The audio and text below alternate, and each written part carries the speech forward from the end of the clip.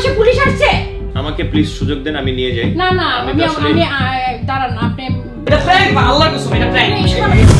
একদিন ক্যামেরার সামনে পুলিশের হাতে গ্রেপ্তার হওয়ার নাটক করেছিলেন তৌহিদ আফ্রিদি, কিন্তু কয়েক বছর পর সেই নাটকই যেন হয়ে উঠল জীবনের তিক্ত বাস্তবতা।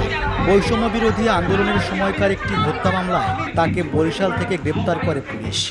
এটা আমাদেরই বাসা, আমার চাচা, আমার আপন দাদার বাসা। দাদার বাসা আসছে। কিন্তু কে এই তৌহিদ আফ্রিদি, কিভাবে উত্থান হলো তার? আফ্রিদির বেড়ে ওঠা মিডিয়া পরিবারে। বাবা নাসিরউদ্দিন সাথীর প্রোডাকশন হাউসের মাধ্যমেই বিনোদন দুনিয়ার প্রতি আগ্রহ জন্মায় তার। সেটা 2000 সালের কথা।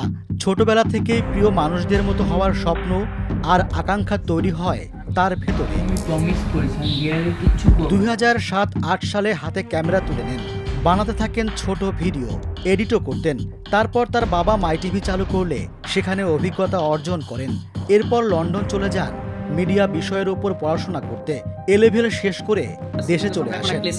আমাদের হাতে একদম কম সময়। কালকে বিদেশে পড়াশোনাকালীন 3 মাস পর পর ঢাকা আসতেন, তখন ভিডিও বানিয়েছেন, আবার চলে গেছেন।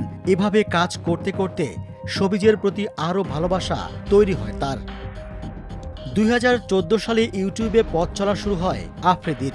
ননস্টপ প্রাঙ্ক শো নামে একটি শো করতেন, সেটি বেশ সাড়া পায়। এরপর শুরু হয় ব্লগিং। 2016 সালে এর মাধ্যমে আরও বেশি দর্শকের কাছে পৌঁছাতে শুরু করেন। প্রথম দিকে প্রচুর ট্রলের শিকার হয়েছেন, বিপরীতে ভালোবাসাও পেয়েছেন। সেই ভালোবাসার উৎসাহে কাজ করে গেছেন। প্রথম 2 বছর আয় করেননি আফ্রিদি। যখন আয় শুরু করেন তখন প্রতি মাসে আসত $1500। এরপর থেকে এই সংখ্যা বাড়তে থাকে।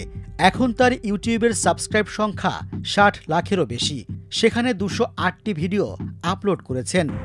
কিন্তু সময় সবসময় রঙিন থাকে না। গত বছর 5 আগস্ট যাত্রাবাড়িতে জুলাই আন্দোলনে অংশ নেন মোহাম্মদ আসাদুল হক বাবু। ওই আন্দোলনে দুপুর 2:30টার দিকে গুলিবিদ্ধ হন তিনি। চিকিৎসার জন্য হাসপাতালে নেওয়া হলে চিকিৎসক তাকে মৃত ঘোষণা করেন। এই ঘটনায় 30 আগস্ট যাত্রাবাড়ি থানায় হত্যা মামলা করেন নিহতের বাবা জয়নাল আবেদিন। এতে সাবেক প্রধানমন্ত্রী শেখ হাসিনা সহ 25 জনকে আসামি করা হয়। মামলার আসামির তালিকায় নাসিরউদ্দিন ও তৌহিদ আফ্রিদির নাম রয়েছে। আর সেই মামলাতেই বরিশাল থেকে তাকে গ্রেপ্তার করেছে পুলিশ। এর আগে তার বাবা নাসিরউদ্দিন সাথীও গ্রেপ্তার হন।